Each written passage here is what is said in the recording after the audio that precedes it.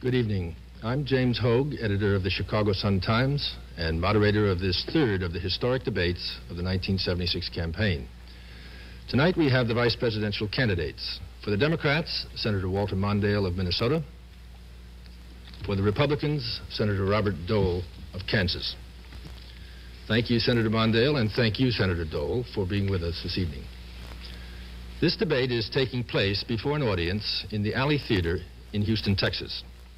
It is also being broadcast by radio and television to an audience estimated at some 85 million persons in this nation and overseas. As far as we can tell, this is the first formal debate ever held between vice presidential candidates. Their views are important not only because they seek the second highest office in the land, but because as potential vice presidents, they must be judged on their capacities to serve as President of the United States. For example, of the last 5 vice presidents, 3 have become president due to death or resignation by a chief executive. We will begin this debate tonight with opening statements of up to 2 minutes by each candidate. By the toss of a coin, it was determined that Senator Dole would go first.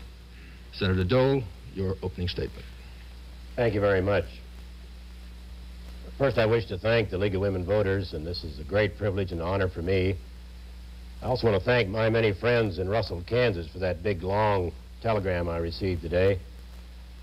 I think tonight may be sort of a fun evening. It's a very important evening. It's a very historic evening. But I've known my counterpart for some time, and we've been friends, and we'll be friends when this debate is over. And we'll be friends when the election is over, and he'll still be in the Senate. And I think, first of all, I should make it very clear that I'm most proud to be on the ticket with President Ford. I've known President Ford for 16 years. 16 years. It's a long time. He's known me for that long. I know him to be a man of compassion and competence. He has that confidence, and he projects that leadership that America needs and that you need right now. Now, I don't know much about Governor Carter. I've tried to find out. I know he's very ambitious. I know he wants to be president. He's been running for 3 years. But I know he said at least one thing, that he does agree with my opponent, my friend Walter Mondale, probably the most liberal senator in the United States Senate. And that's really what this debate's all about. If by some tragic circumstance one of us should become president of the United States, where do we stand on the issues? I would just say in a very summary way that I have a great deal of faith in you, the American people. I'm concerned about farmers and housewives and young people and professional people, working men and women. I think we can find our solutions working together. My opponent has a record of voting for every inflationary spending program except in defense, where he votes for every cut. And we'll explore that as this debate goes on. Thank you, Senator Dole. Senator Mondale, your opening statement. I believe that most Americans would agree on the problems that this country faces and which the next administration must solve. They include the need, once again, for an economy that works. The economy today is in very, very bad shape. The highest unemployment since the Great Depression, 50% higher than when Mr. Ford took office. Raging inflation, with the latest wholesale price indexes once again raising the specter of double-digit inflation. The purchasing power of the average American has slipped so much that it is now the equivalent of the purchasing power in 1965. It is not getting better, it is getting worse. All the leading indicators now point downward, and stock investors are now losing confidence, and over $50 billion of value has disappeared from the stock market in less than a month. We need a government that works, and we need a government that cares. And once again, we have to get back to work on education, on health, on housing, on the environment, on energy. And we need a foreign policy that once again reflects the values and the beliefs of the American people. This will take leadership, and we need leadership too. The Republican administration, the Republican Party, has had 8 years to solve these problems. All of them have gotten worse. The Republican ticket does not offer new plans for their solution, but is engaged in a frantic effort to defend the past. This nation desperately needs new leadership. The Carter-Mondale ticket would offer a new generation of leadership, dedicated to solving the problems which I have listed, and that is the basis of our appeal. Thank you, gentlemen. The subject matter of tonight's debate, like that of the first 2 presidential debates, covers domestic and economic policies and foreign and defense issues. The questioners tonight are Hal Bruno, chief political correspondent of Newsweek magazine, Marilyn Berger, White House correspondent of NBC News, and Walter Mears, special correspondent of the Associated Press. Questions will be alternated between the 2 candidates. After a question is asked, the candidate will have up to 2.5 minutes to respond. His opponent will then have 2.5 minutes to reply to that. The first candidate then may reply to those remarks for up to 1 minute. I should mention at this point that I will intervene if a candidate is not addressing the question which has been posed to him. At the conclusion of the questioning, each candidate will be allowed up to 3 minutes for a closing remark. Senator Mondale and Senator Dole do not have prepared notes or comments with them this evening. However, they may make notes and refer to them during the debate. We now begin with questions on domestic and economic policies. The first question goes to Senator Dole, as was determined by the coin toss. Mr. Bruno, you have the first question. Senator Dole, presidential candidates always promise that their vice president will play an important role, but it seldom turns out that way, and they usually wind up as standby equipment, which is the way Vice President Rockefeller once described the job. What's your view of this office that you're seeking? Has President Ford told you what your role might be, and what would you like it to be?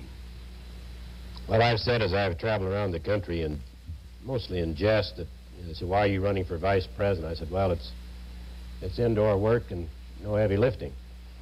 But I've also thought very seriously about it. President Ford has discussed it with me. It's a great opportunity. It's a great responsibility. I can't stand here tonight in Houston, Texas, and say that come January, and I'll be sworn in as vice president, that I'm going to do anything in the first 100 days or even the second 100 days. But I have discussed with President Ford. He's indicated 2 responsibilities that he's going to designate. One will be having some role in increasing our agricultural exports, because we believe together, that the future of American agriculture lies in its exports. Also, because of my long association with families who had their sons or husbands as missing in action and prisoners of war, he indicated to me last week that I would have a role as his representative to try to get some accounting for the missing in action in Southeast Asia. But beyond that, of course, our constitutional duty is to preside over the Senate and vote in case of a tie. We also serve on the National Security Council, Domestic Council, and whatever other assignments we may have from time to time. I think probably one important aspect that we ought to talk about, and that's our vision for America. I believe the people viewing tonight, people who are watching us tonight, may well determine the role I play as vice president. I believe that we're going forward in America under the leadership of President Ford. And I believe there'll be more and more challenges, positive challenges, for those of us who hold high office to serve the American people. And that's really what it's all about. Whether we're vice president, on the city council, member of the legislature, or whatever. Our obligation is to the people. We must have faith in the American people. And I have that faith, where I think the opponents have more faith in bigger government, more controls, and more interference with their everyday lives. Senator Mondale, your response. The problems that our country faces are so great that a very strong role is required of the vice president and of all federal officials. I've discussed this matter extensively with Governor Carter, and as Vice President, I would have such a substantial role in both domestic and foreign policy. I would work with the President, for example, in this long overdue effort to basically restructure and reorganize the federal government. Today it's a mess. There's no one in charge. There's great waste, great duplication, and the time has come for a long overdue reorganization. That would be one of the first tasks that I would have working with the new President. There would be a whole range of duties that I would have working with the President and on problems of economic growth. We've got to get people back to work, attacking inflation and finally getting a policy to keep the dollar worth a dollar, and the other problems that we face here at home. One of the specific suggestions that we are considering now is that I would head up a task force to deal with the federal aspects of crime in America. Today, the federal function in law enforcement is in disarray. The Drug Enforcement Administration is totally demoralized. The FBI is also under great difficulty.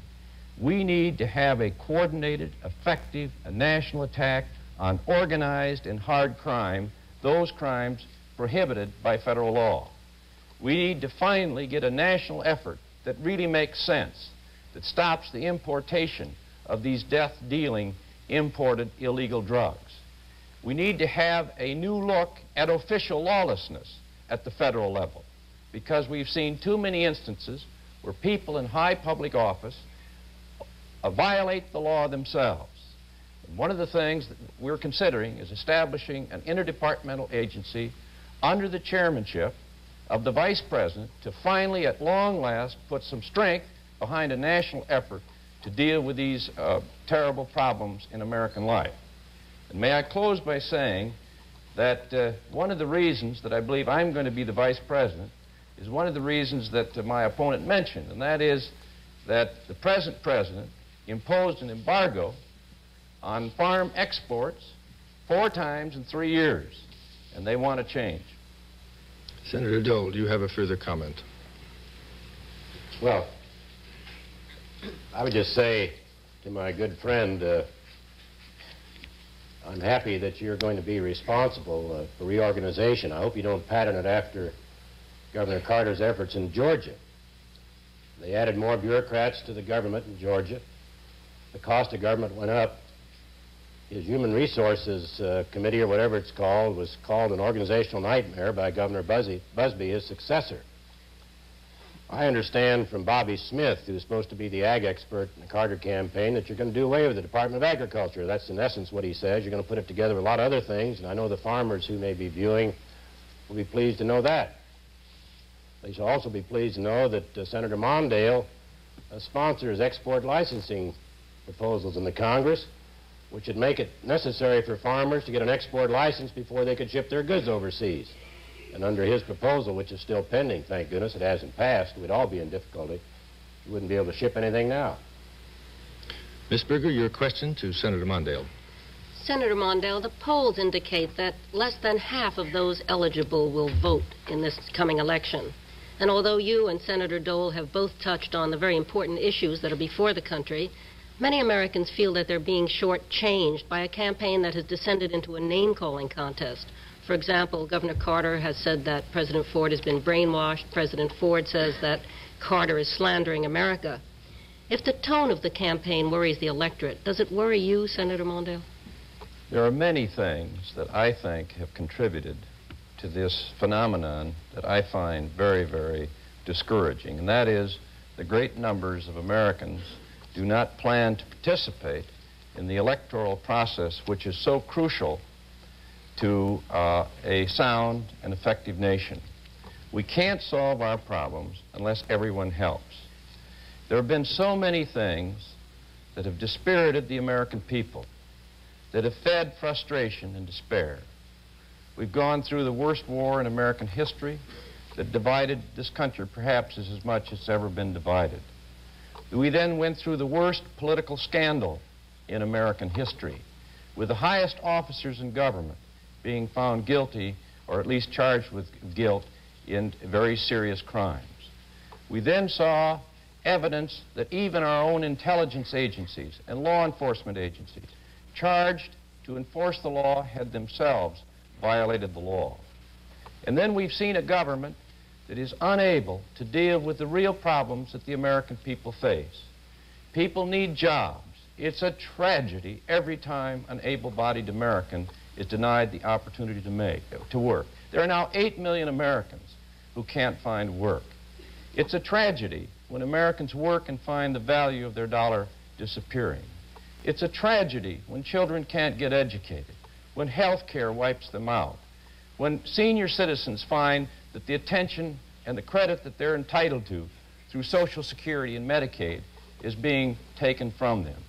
These things have all contributed to a growing feeling in America that government does not respond to solve people's problems, that government lives by one standard and expects Americans to live by another. And because of that, we have this large feeling in America, reflected in those surveys that were suggested in your question, that has contributed to this feeling that involvement in politics does not count.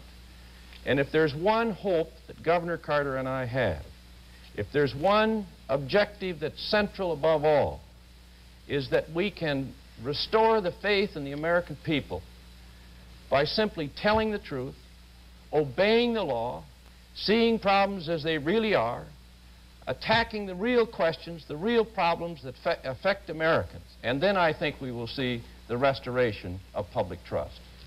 Senator Dole, your response. Well, I think it's a very good question. It goes back to the party institutions. Maybe it's an indictment in that sense of those of us who seek office.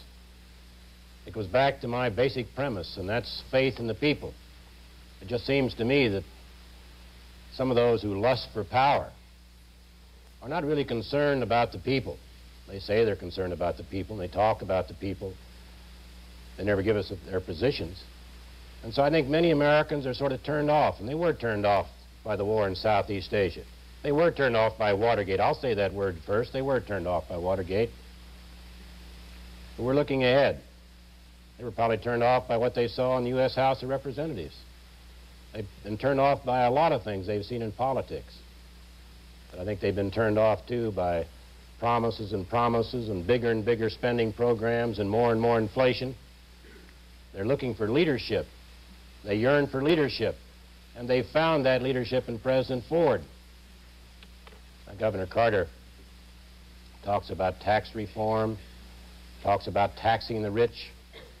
He talks about nearly everyone.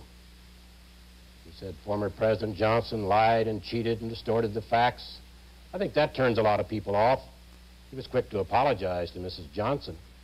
He insulted Governor Wallace, but he was quick to apologize to Governor Wallace. Someone in the family insulted Billy Graham, but they were quick to apologize to Billy Graham. I think it's time we stop apologizing and talk. It's time we started talking to you, the American people. We need your help. We want to restore faith in this system, and I think we can. Let's not promise what we can't deliver. Let's be honest with you, the voter, with you, the taxpayer. Let's find to talk about education, more this, more that, and more that. But there are 88 million people working in America. They're going to pay the taxes, the highest number ever working in America. Some 40% of the population, the highest in history, working now in America. And we're concerned about the 7.8% unemployed.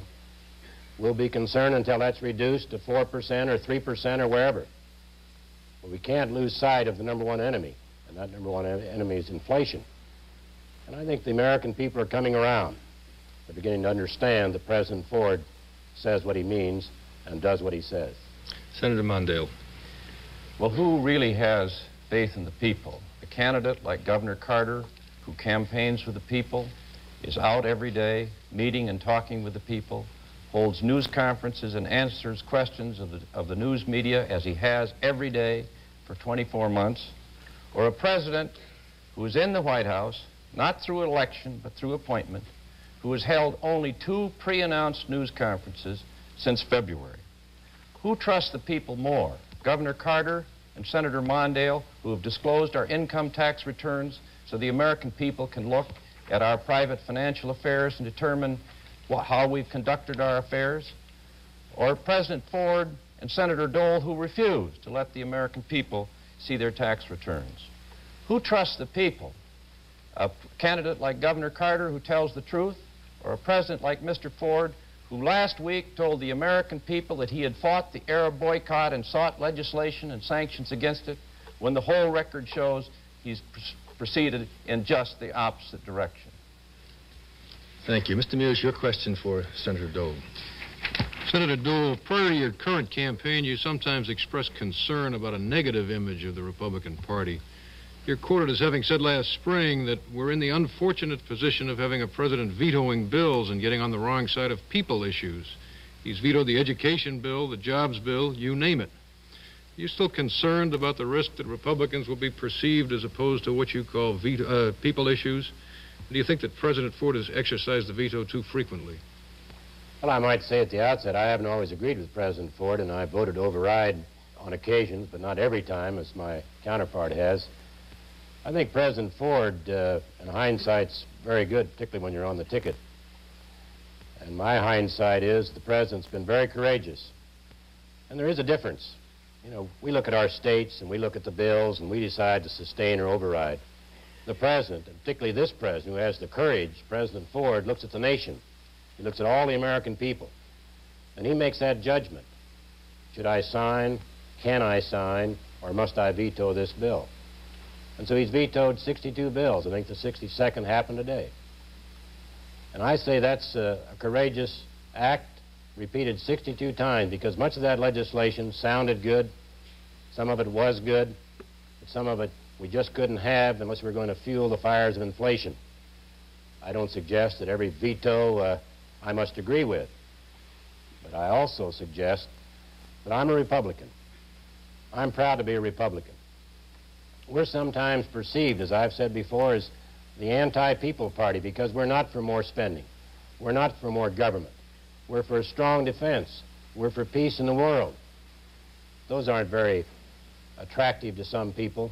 They want to know how much we're going to spend for this and how much we're going to spend for that. Well, Senator Mondale could tell them that because he votes for every piece of spending legislation that comes down the pike, unless it's in the area of defense, and then he votes for every budget cut. I think he's voted to cut the budget, in addition to what had already been cut in the Congress, some $16 billion against the B-1 bomber, which means a lot of jobs, against the C-5A, against the Trident submarine, and the list goes on and on and on and on. I believe the American people want us to be responsible. We've got to make the tough decisions. It's one thing to be in the office of the President or Senator of the United States and vote for every spending program, never concern ourselves with inflation or the total cost. But I would only close by saying that I hope the viewers remember that we have a Democratic Congress. We've had one for 22 straight years. And so when anyone stands up to debate this Republican senator and tries to dump all the responsibility on a Republican president by the name of Gerald Ford, I just ask that question. Where have you been for 22 years? Senator Mondale, your response? Perhaps the most pronounced difference that separates the Democratic and the Republican candidates is reflected in the question that was just asked. There is practically no difference between the two parties in terms of how much they would spend. The Senate Budget Committee estimated that the Republican platform cost $50 billion. The Democratic platform cost $40 billion. The difference between the Democratic congressional budget, which I supported, and the president's budget was only $3 billion in deficit, and if you remove the gimmickry in the president's budget, it was exactly the same. The difference is in how we spend those resources.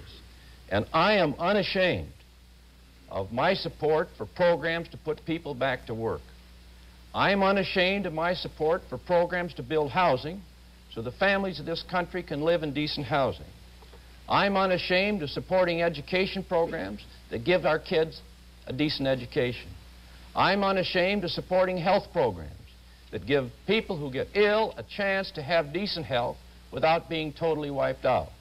And I'm unashamed of supporting programs such as Medicare. My opponent voted against Medicare. Can you imagine voting against a program, as did the President, that would provide help for senior citizens after they're past their earning years so that they could have decent health care without being wiped out.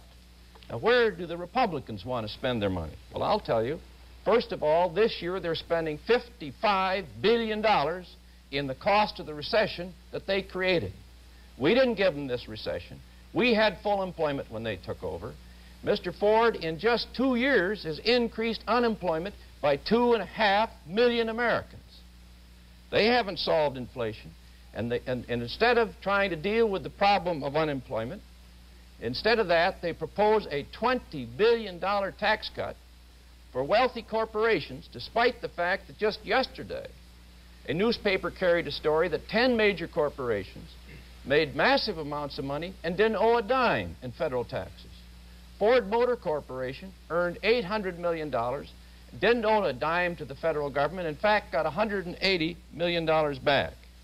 So between those tax cuts and between the massive costs of unemployment, they spend much more than we would.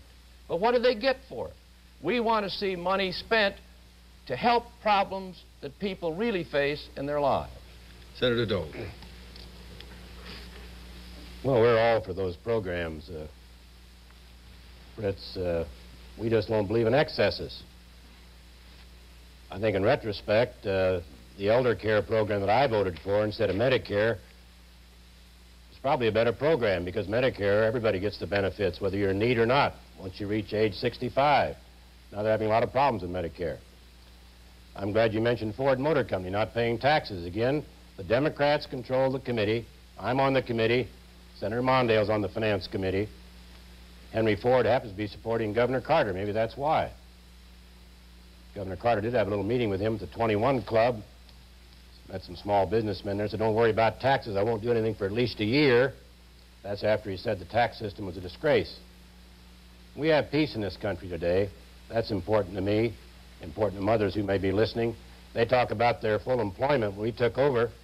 That's because they had a full-grown war going in Southeast Asia. That's not the way we tried to end unemployment in the Republican Party. Mr. Bruno, your question to Senator Mondale. Senator Mondale, everyone seems to agree that solving the economic problems of inflation and unemployment has to be given top priority. You and Governor Carter have a whole shopping list of things that you want to do. After the economic problem, what do you see as the next most urgent and crucial domestic problems? In what order of importance would you go to work on such problems as the decay and bankruptcy of the cities, tax reform, health insurance, help for the poor and the elderly? In short, after the economy, what would be the very specific priorities of a Carter administration? Well, you have to work on several problems at once because they all demand the attention of the American people. One of the key problems would be to try to finally get a health insurance program to deal with the health crisis in America. In just the past 2 years, health costs in America have risen in the cities by over 25%. We have to do something about that. There's no hope under the Republican administration. Mr. Ford said he would veto any legislation if we sent it. We have to do something about housing. We're in a housing depression. Today, nearly 20% of the building tradesmen in America are unemployed. We need to put them back to work to build housing that Americans need. We need to continue to build support, as the budget permits, for education. We need to get back to work on the problems of senior citizens. Now, all of this has to be done prudently, within a budget, and within the constraints that our resources permit.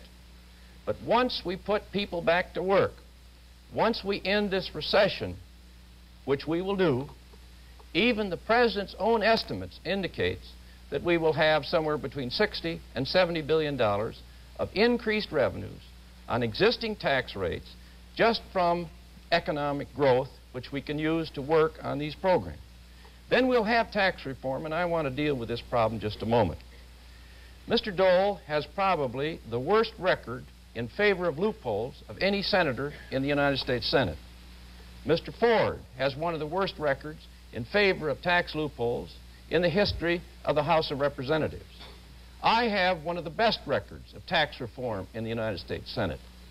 And I find it very peculiar to find two people who have spent their congressional careers trying to block tax reform that permits very wealthy Americans to avoid most of their taxes to suddenly complain when the Congress hadn't passed the kind of legislation that we're talking about.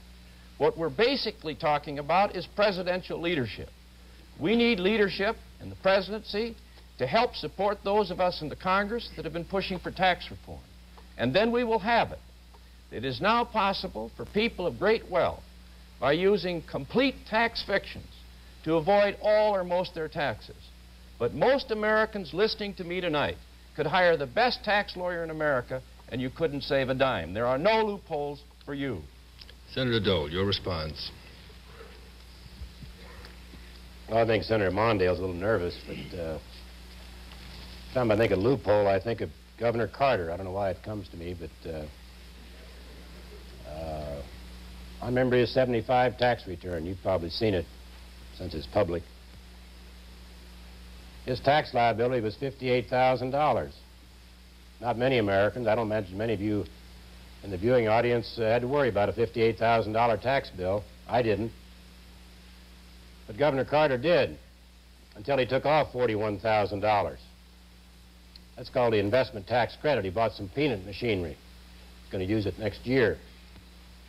So he took $41,000 off his tax and sent the government a check for $17,000. So how much did he pay on his income? Well, he paid about 12.8%.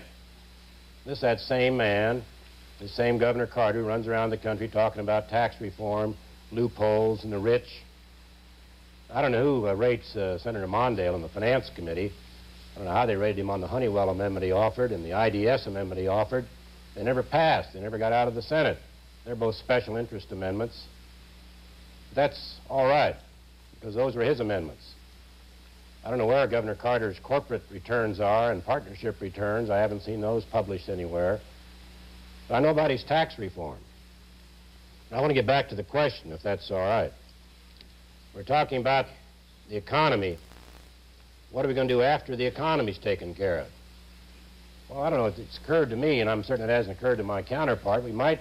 It's not illegal to take some of that surplus and apply it to the national debt. We've never done it, but we wouldn't be put in jail if Congress voted to try to retire some of that debt, to take some of the pressure off the American working man and the American working woman.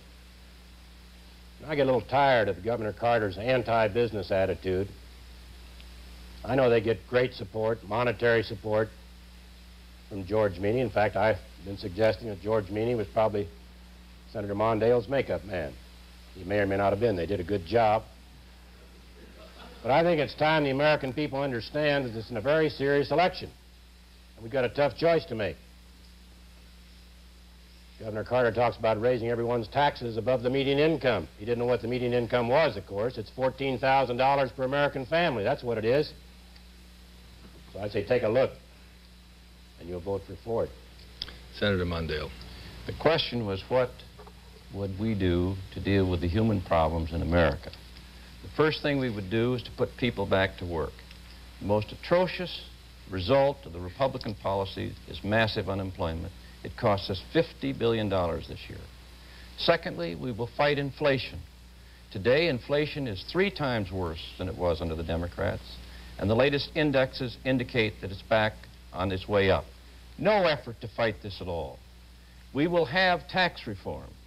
There's no question about our commitment to tax reform. My record proves it. Governor Carter's positions prove that. We are fully committed to tax reform.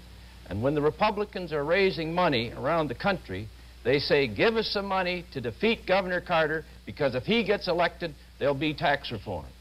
And they are right when they say that, because we'll have tax reform and bring relief to the average income earner in this country.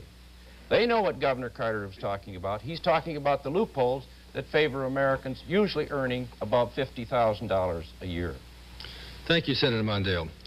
We now turn to questions on foreign and defense issues. Ms. Berger, you have the first question in this subject area, and it is for Senator Dole. Senator Dole, President Ford said in an interview this week that if he's elected, he would like to see Henry Kissinger stay on as Secretary of State. This hardly seems to square with the Republican platform, which appears to repudiate much of Kissinger's foreign policy. Which way do you go, Senator Dole? With President Ford or with the Republican platform? I go with both and stay with Henry. You know, if we look back over history, President Washington had Thomas Jefferson for his Secretary of State. Harry Truman had Dean Acheson for his Secretary of State. Both very strong men, both very active men, both very powerful men. Henry Kissinger's a powerful man. And I haven't always agreed with Henry Kissinger, but when I start disagreeing with Henry, I start looking at what he's done for America, what he's done for the free world. I think about the breakthrough in China. I think about our increased responsive relations with the Soviet Union. I think about winding down the war that we inherited from another Democrat administration in Southeast Asia. I think most recently about his efforts in South Africa, where he's trying to protect the rights of the majority and the rights of the minority. Now, we sort of thought that Henry might have had a role to play in grain embargoes, so we weren't totally happy at that time. We're not happy with embargoes. There'll not be any more embargoes except in extreme circumstances under a Ford-Dole administration. So I agree with the President. Secretary Kissinger has performed yeoman service. Anywhere you look, you find Henry's tracks, and they're tracks that are right for America. They're tracks that are right for the free world. And I wonder how many mothers and how many fathers and how many young men and young women who may be viewing tonight have really stopped to think about what this Republican administration has done. No one's being drafted. No one's going off to war. No one's being shot at. No one's being hospitalized. No one's being buried in America. Not a single shot being fired in anger. Now, this is the Republican administration. This is a Republican policy. And this policy, by and large, has been spearheaded by one Henry Kissinger. And we can have our differences. And I looked at the platform. I was on the platform committee. I don't see any contradiction in that platform. I've read the morality section. I think it sustains President Ford and sustains Secretary Kissinger. Senator Mondale, your response? The real question of the foreign policy of the next administration is the responsibility of the President of the United States. He is the person elected to discharge the responsibility of foreign policy. He is the person that must conduct it and lead this nation's efforts. And that's where I think the key difference between the two parties lie. We want to change. We want new leadership. And above all, we want to change a philosophy and direction. America's greatest strength is to be found in its values and its beliefs. And every time in our pursuit of foreign policy that we disregard those basic values of freedom, of democracy, of national independence, we pursue a policy that is not credible, is not sustainable, either overseas or at home. And let me say what I mean. For example, in Africa, for 7.5 years, it was the policy of this administration to support the colonial control of black Africa and support white minority rule in majority black states. That was our explicit policy. And after that failed, and on the eve of this election, suddenly we've turned around and wanted to be believed as we pursued the policy that we should have pursued in the first place. Failure to follow our beliefs in the first instance is causing us great trouble in Africa. Look at Greece. During the whole period that the military junta controlled Greek government, this administration cozied up to that military dictatorship, befriended them, did everything they could to support them. But once Greek restored their own democracy, we've turned our back on them and have not assisted them in seeking a just and final settlement on the island of Cyprus. Take the issue of the Middle East. This government of ours is pursuing a policy of permitting the vicious Arab boycott to continue in this country. They have not sought any reform. They are pursuing an arms peddling policy in this world in which we sell more arms by double of all the rest of the world put together. And last year alone, or this year, we're selling and contracting for $7.5 billion of arms for Saudi Arabia and only $1.4 billion for Israel. We've lost our way. We need a new sense of values, and we intend to restore them. Senator Dole. Well, I noticed in all that discussion he never wants to criticize Secretary Kissinger. I don't recall Senator Mondale ever criticizing Secretary Kissinger. As I think back the Democrat policies and their secret agreements at Yalta and Potsdam and how this had the effect of enslaving Eastern Europe, and as I think of the leadership of President Roosevelt, and I think about that every day because of a personal experience in World War II, I'm kind of thankful we have somebody who's concerned about peace. And whether Senator Mondale likes it or not, or whether Governor Carter likes it or not, and Governor Carter won't tell us who he's going to put in the cabinet, he probably doesn't know. I think it's kind of nice to be at peace in the world, to be respected in the world. We've had more respect than we've ever had. Prime Minister Rabin said our relations with Israel are at a peak, the highest they've been. The same is true of France and West Germany. We have a balanced peace in the Mideast because of our leadership. Here's your question to Senator Mondale. Senator Mondale, you and Governor Carter have made an issue of President Ford's statement that there is no Soviet domination of Eastern Europe, a statement the President now says was in error. I'd like to know whether there's any real difference between the two tickets on Eastern Europe, or whether this is simply an effort by the Democrats to attract voters of Eastern European backgrounds. What would a Democratic administration do that the Republicans are not doing to foster freedom in Eastern Europe? And what would a new administration do on the question that the President declined to answer yesterday? If an Eastern European nation attempted to overthrow Soviet domination, should the United States help? Well, there are several things that we would do. The first thing we would do is to make clear consistently what the facts are in Eastern Europe. The comment that the President made that Eastern Europe was independent and autonomous from Soviet control is probably one of the most outrageous statements made by a president in recent political history. It's caused great confusion in Europe.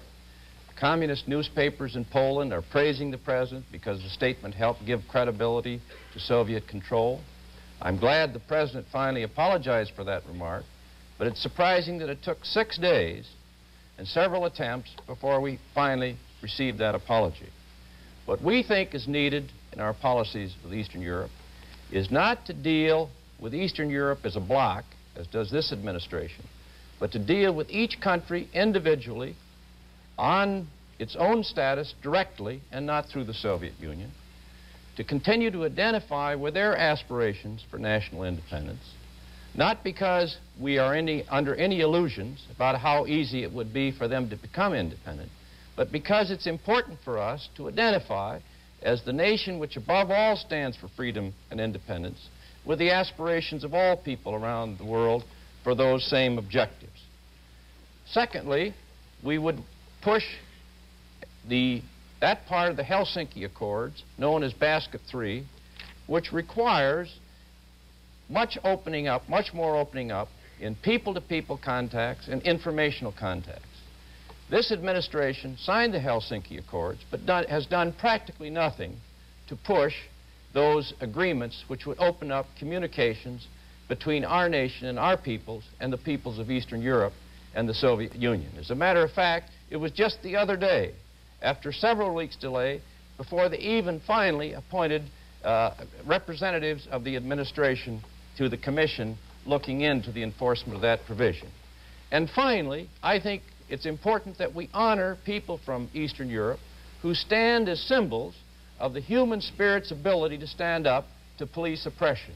And I will never understand why this President of the United States refused to even receive and honor Mr. Solzhenitsyn, who perhaps above all people in the human race stands as a symbol for the ability and the strength of spirit against police oppression. Senator Dole, your response. Well, I'm glad you mentioned Solzhenitsyn. I checked today with his interpreter, and I understand you've never met Mr. Solzhenitsyn, and neither has Mr. Carter. Now, I've had the privilege of meeting Mr. Solzhenitsyn. Maybe you shook his hand somewhere. But I want to move into the Eastern Europe sector. I'm reminded of how the Berlin Wall went up and who was in power when it went up. I think if we take a hard look at President Ford's record, rather than all the rhetoric that followed a mistake in the last debate about Poland, we'd know very clearly where President Ford not only stands, but has stood for 20-some years. I think one way to let the people in Eastern Europe know of our concern is by trade. As President Ford said, they've never really given up hope. Their government may be dominated. Their leaders of that government may be dominated by Soviet Russia. But the hearts and the minds of the Polish people, or the Yugoslavs, or the Romanians, or the Czechs, or whoever, have never been dominated. And they're good customers. You know, we have a favorable balance of trade with Eastern Europe. I think last year they exported almost $500 million worth of goods and material, and we sent in about $1 billion worth. I just wish Governor Carter had a foreign policy. He doesn't have any. Doesn't have any experience. He made some statement about Italy that bothers me because I was in World War II in Italy. My whole life changed because of my experience in Italy. I know the Italian people. I know they're God-fearing, freedom-loving people. I couldn't quite understand what Governor Carter meant in Playboy magazine. I couldn't understand, frankly, why he was in Playboy magazine. But he was, and we'll give him the bunny vote. But I couldn't understand what he meant when he said that we ought to extend a hand of friendship to the communists in Portugal and governments of France and Italy. Because by doing that, he simply invites difficulty from communist leaders in those countries. So I say, oh, we're strong, we're firm, President Ford understands, we're still at peace, we still have those same hopes and aspirations of the Eastern Europeans, and that's what it's all about, freedom, peace, no bloodshed. Senator Mondale. Well, I regret that Mr. Dole made that statement about Mr. Solzhenitsyn because it's false.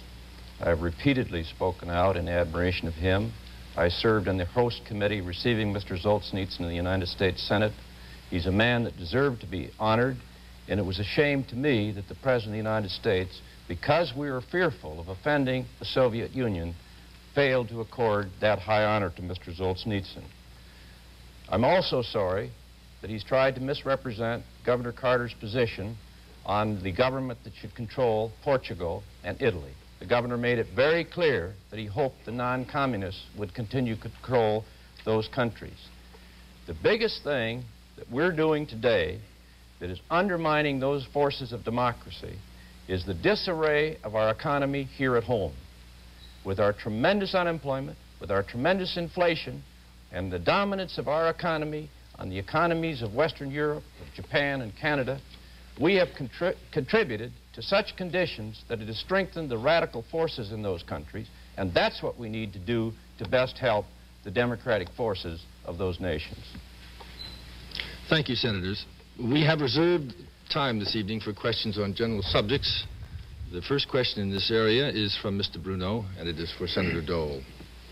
Senator Dole, out there in the campaign trail, you've been saying that a Carter-Mondale administration would take its orders from George Meany and the AFL-CIO. Yet Mr. Meany was among those who influenced President Ford on the grain embargo, which you personally opposed. Now, how do you know that Mr. Meany will influence Governor Carter any more than he already has influenced President Ford? And what, if anything, is wrong with labor or business or farmers making their views known in the White House, as long as it's done openly and honestly? Oh, I don't have any quarrel, say, first of all, with anybody making their views known. I wish more businessmen would participate in active politics. In fact, I've held up labor as an example for others to follow because they are very active. I just don't believe that labor leaders, whether it's Leonard Woodcock or George Meany or Jerry Worth, whoever, ought to make a decision for thousands and millions of working men and women who are concerned about spending. They're concerned about taxes. They're concerned about the gun control that Mondale and Carter favor. They're concerned about abortion. They're concerned about a lot of things. And their labor leader makes a decision. We're going to support the Carter-Mondale ticket. Now, George Meany did exercise some influence on the first embargo. I don't know how much because I wasn't privy to those meetings. He said he did it in the name of the consumer. Well, he really did it in the name of organized labor to increase the shipping subsidy at the taxpayer's expense. Working with Mr. Gleason and the Longshoremen's Union, they refused to load the ships. And it really put the president in a very difficult spot. But as I think back of all the Democrat senators who are now talking about embargoes, I can only recall one who spoke out at the time. That was Senator George McGovern. He had no allegiance and owed nothing to Mr. Meany because, as you know, Meany didn't support him in 1972. But all of a sudden, the embargoes have cropped up as a great big issue. I know how much strength the labor leaders have. I know how much they're out there pushing voter registration. I know how much control they have in the Democratic Party. And that's their right, to have influence, but not to take over the party. They have great influence on Senator Mondale, always have had. He's got a 95% labor rating or higher, the most liberal senator in the United States Senate, and that's his right. If he wants to be liberal and spend your money and tax and spend, that's his right. First he was appointed as Attorney General, then appointed to the Senate. Some of us had to run for what we have. When you have things given to you, you like to give something else to someone else. You give away your tax money back to the taxpayers. And I just think that George Meany has every right to have influence, but not domination of a great party like the Democratic Party. Senator Mondale. Well, there are many things that could be said about that. I might begin first with voting records. There are many organizations that prepare voting records. I'm pleased to have a very high rating in small business groups. Among farmer groups, a much higher rating than my opponent from the senator from Kansas. Good ratings, high ratings in housing and health and education. Good ratings from organizations dealing with economic management. And I'm pleased by that. But perhaps one that's most appropriate tonight is an independent, dispassionate organization that represents the views of all Americans, conservative, liberal, moderate, and so on, called the League of Women Voters. For 5 years, the League has prepared the list of the most crucial issues that they believe affects governmental effectiveness, that affects governmental honesty, that affects dealing with America's real problems. And I'm proud of the fact that in each of those 5 years, the League of Women Voters has rated me 100% in favor of every one of those issues that they, on an independent and a bipartisan basis, have believed to be the most important to this country. And I note in that same record that my opponent was wrong half the time. He only was there 50% of the time. And I noted that the President of the United States, Mr. Ford, when he was in the Congress, was right only 35% of the time. And I think that says something about balance. We are in the mainstream of public life. We want to get along with business. We want to get along with farmers. We want to get along with labor. We think a president has to lead everyone. And that's the only way that a president can lead. This president and his running mate think they can get elected by whipping labor on the back. Well, labor's got a right to participate in the public life of this country as well as anyone else. Just take the embargo, for example. I was opposed, and said so at the time, of all the embargoes. The 4 imposed by the Republicans and the short one imposed by members of the labor movement. I thought it was wrong in both instances. This particular ticket here selects out Mr. Meany as the scapegoat. Well, you can't run this country trying to scapegoat Americans. You have to bring everybody together and have a united country working together to solve our real problems. And that's another reason why we need Governor Carter. Senator Dole, any further response? Well, I would say as far as the League of Women Voters are concerned, you can look at that 2 ways. Either I was wrong half the time or they were wrong half the time. And I think Knowing the League of Women Voters, I think I'll take my interpretation. But with reference to, because they vary fine, but they tend to be a little bit liberal. Now, George Meany, he wants the right-to-work law repealed in Texas. In my state, Senator Mondale's for repeal of right-to-work laws. He wants to force you to join a labor union. 75% of America's working men and women don't belong to labor unions, but they will if George Meany and Governor Carter and Senator Mondale have their way. They've also got some big Proposition 14 out in California, where organizers come on your property 3 hours a day and organize farmers, unionize farmers. Governor Carter's for that. I assume Senator Mondale's for that. Certainly Cesar Chavez is, and other labor leaders. I just say they ought to have influence. They shouldn't have domination. What about your national security voting record where you get a 0 every year? They talk about our defense. Thank you. Ms. Berger, your question to Senator Mondale. Senator Mondale, you've criticized Mr. Ford for having defended Richard Nixon. That is while Mr. Ford was vice president. And you did see in your own political career that Hubert Humphrey suffered a great deal politically by standing with Lyndon Johnson almost to the end on Vietnam. And now you've acknowledged that you have differences with Governor Carter. You've said that an important mark of national leadership is the ability to put loyalty to principle above loyalty to party or even to the President of the United States. If push came to shove, would you put principle above loyalty to your running mate and possibly to the President of the United States? And what issues are important enough to do that? The answer is yes, I would. But I would not have accepted a place as the running mate of Governor Carter if I thought that was a real possibility. We had a long talk about the problem of independence between the two, the President and the Vice President. And I made it clear to him that I was not interested in serving in a role that was ceremonial or serving in a role where if I really felt deeply about something, I was prevented from saying so. I did not want to go through that. I did not want to give up my position in the Senate where I have that right. We agreed that that would be the relationship. And during this campaign, on 3 separate occasions, where I've disagreed with Mr. Carter, I've said so in the course of this campaign. And I think the whole issue of public trust and public faith is bound up very closely with that question. We have had so much politics as usual, so much political trimming, that Americans have lost faith in public leadership. For example, in Watergate, when this nation's whole system of liberty was at stake, and the Irvin Committee was established to investigate wrongdoing by the President of the United States, my opponent introduced a resolution to slam the door shut on the Irvin Committee so the people could not see and hear what was going on.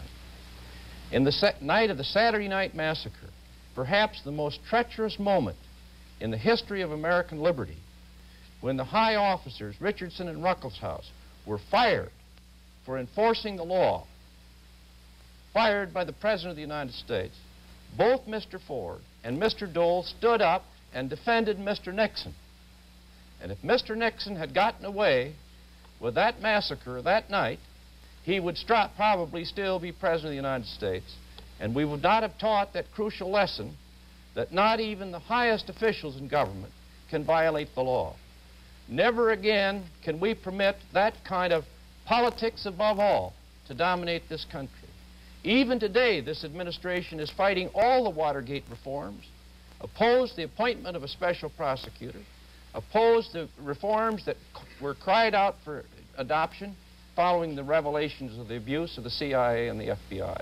And with a record like that, and with all of the abuse of public faith and trust that we've been through, surely that, too, is another reason for a new generation of leadership. Senator Doe. Well, Watergate is a Republican problem, and I voted for the Watergate investigation. My opponent was absent, which is, we're all absent sometimes, but he's absent more than others. I think also it's well to point out that I did introduce a resolution to shut off the public hearings and to get down to business and get Watergate behind us. Democrats didn't want to do that. They were having great fun on TV every day. It looked for a while they didn't want to find a solution. I remember Senator Irvin's report, the chairman of the Watergate Committee, and he said in that report, and I was chairman of the Republican Party during the Watergate years, and I'm very proud to have been chairman, I've always said that the night Watergate happened was my night off, so you can't hook me for that. But Senator Ervin said, had Senator Dole been in charge, there wouldn't have been a Watergate. So I don't want any rub-off from Senator Mondale's statements to one of you people to believe that he might be suggesting that somehow President Ford or Senator Dole was anyway involved in Watergate. We were not. He brings it up all the time. He brings up the pardon all the time.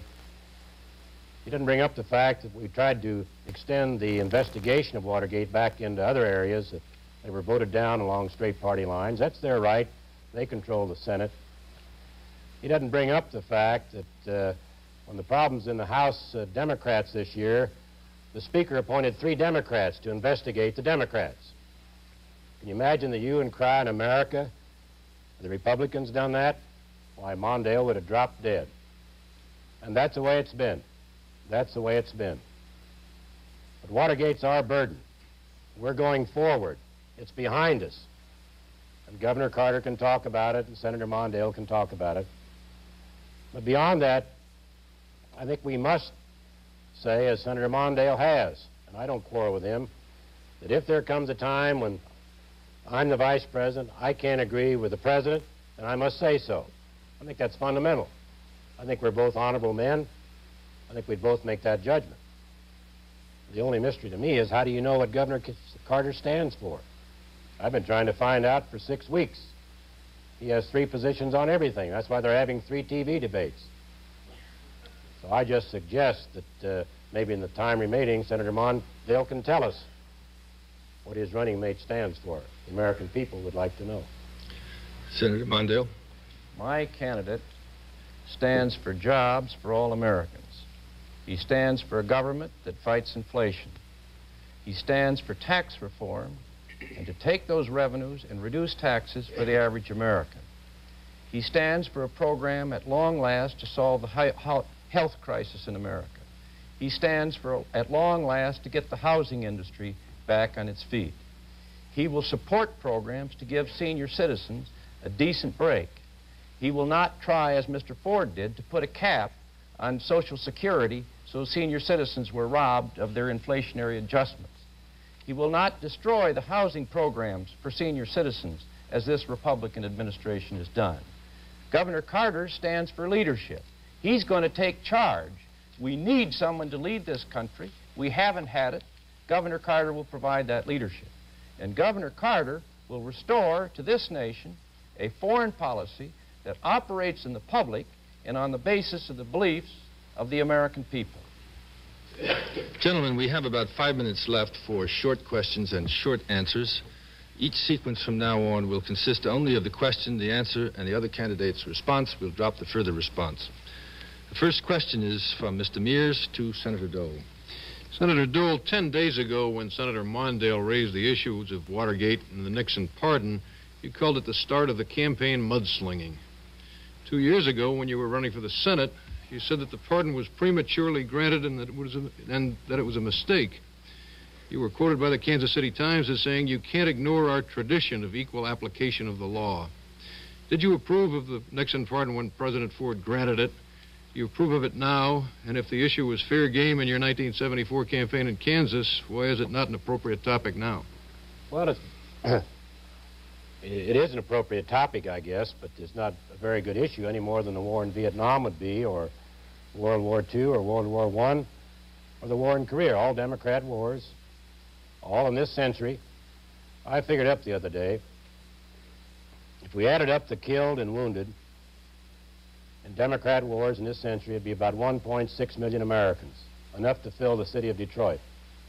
Now, if we want to go back and rake that over and over and over, we can do that. I assume Senator Mondale doesn't want to do that.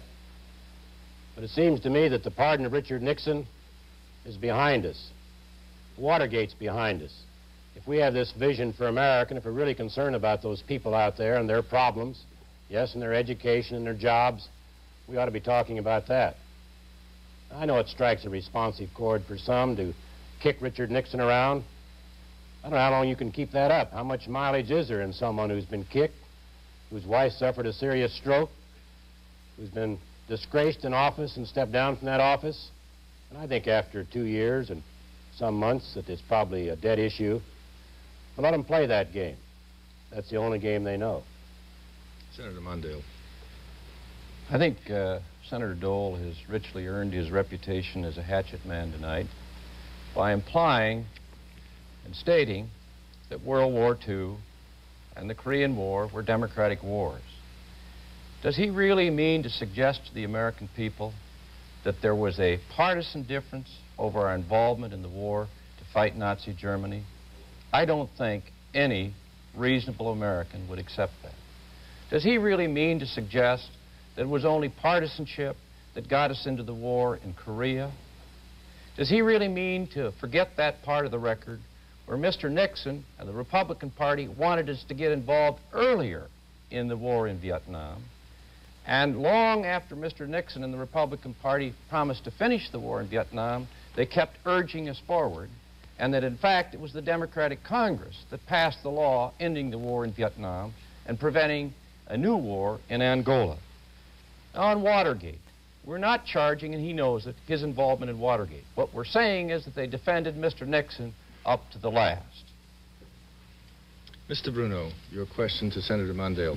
Senator Mondale, you cited the priorities of a Carter administration. At the same time, Governor Carter has promised to balance the federal budget within 4 years.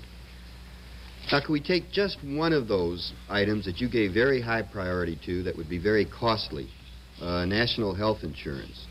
Now, realistically, what are the chances of getting this program in a Carter-Mondale administration? Or would it have to be postponed until the budget is balanced? Which comes first?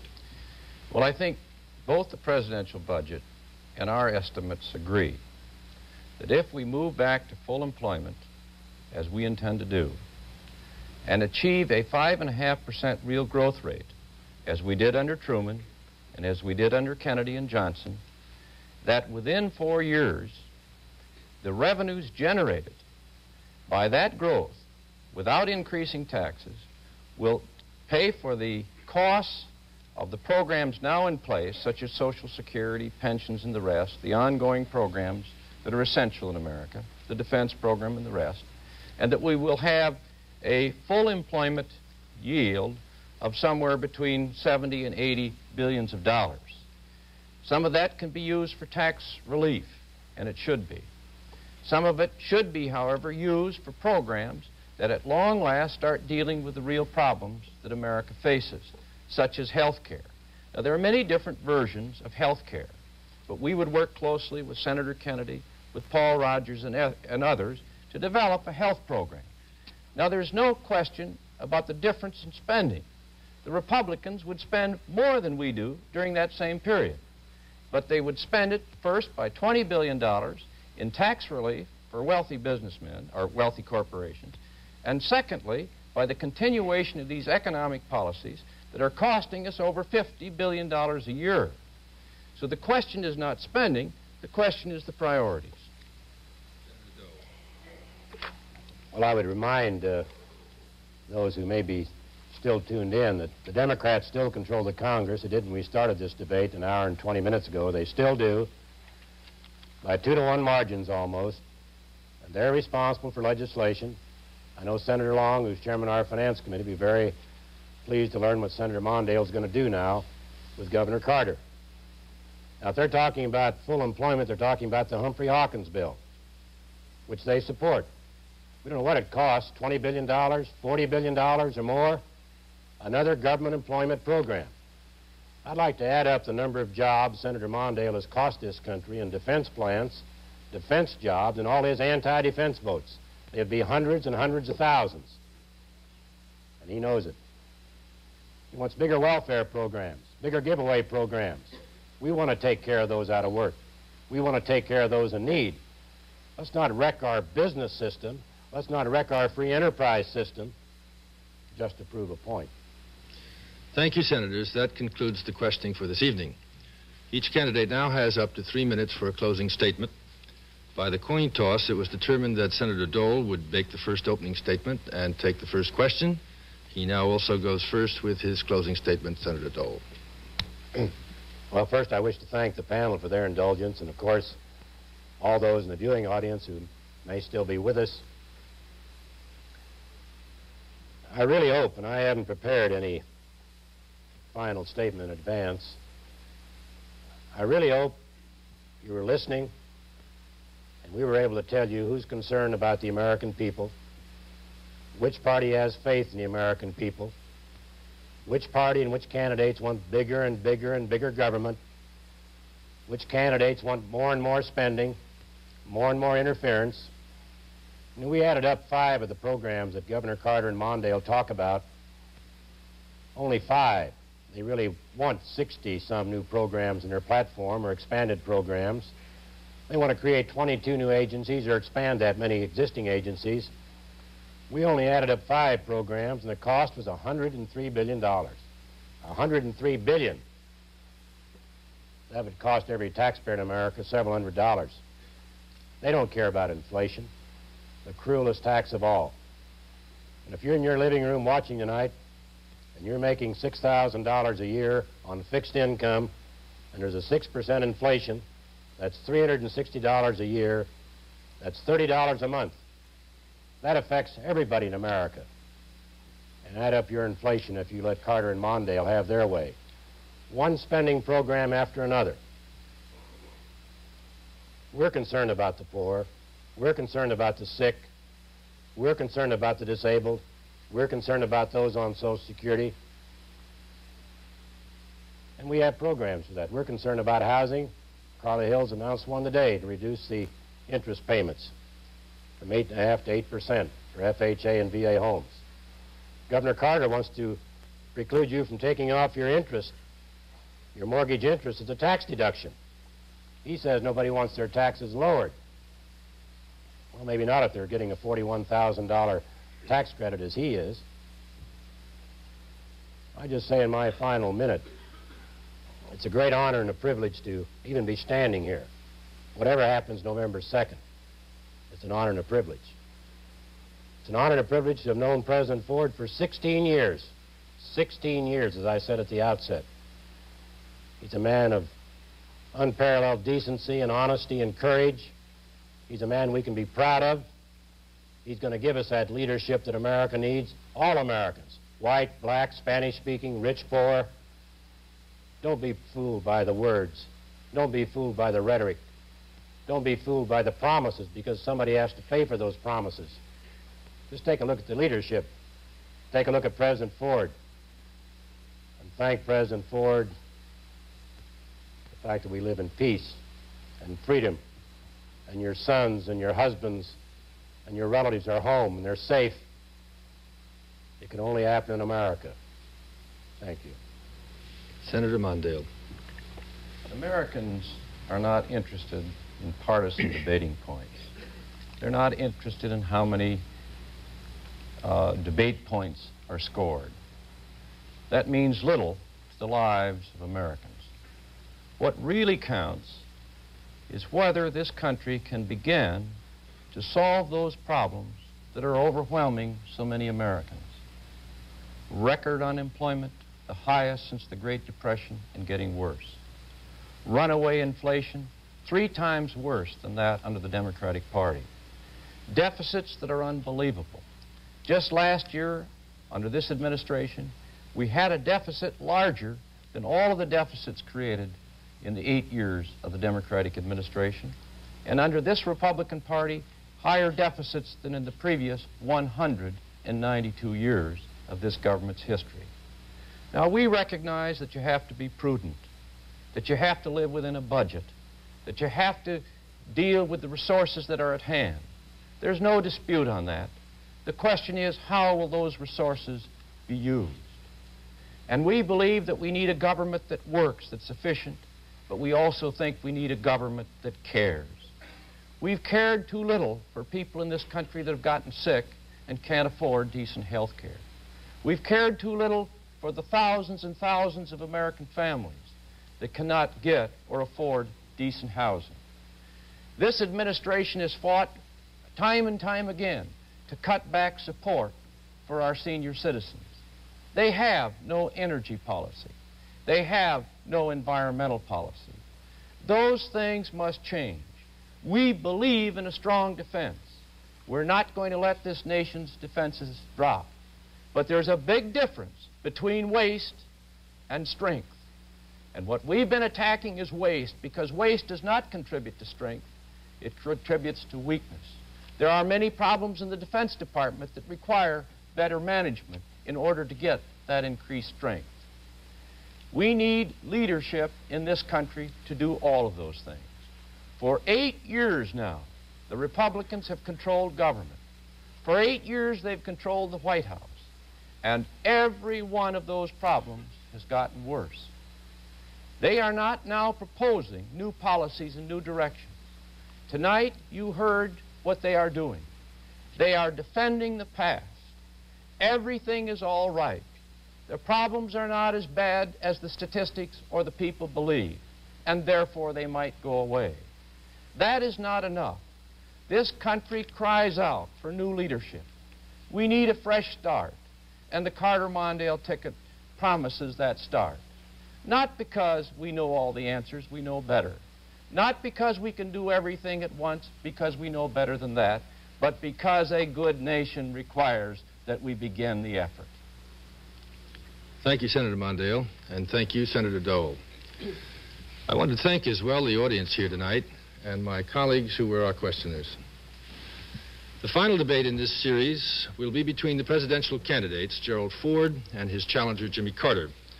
It will be held on October 22nd at 9:30 p.m. Eastern Daylight Time on the campus of William & Mary College in Williamsburg, Virginia.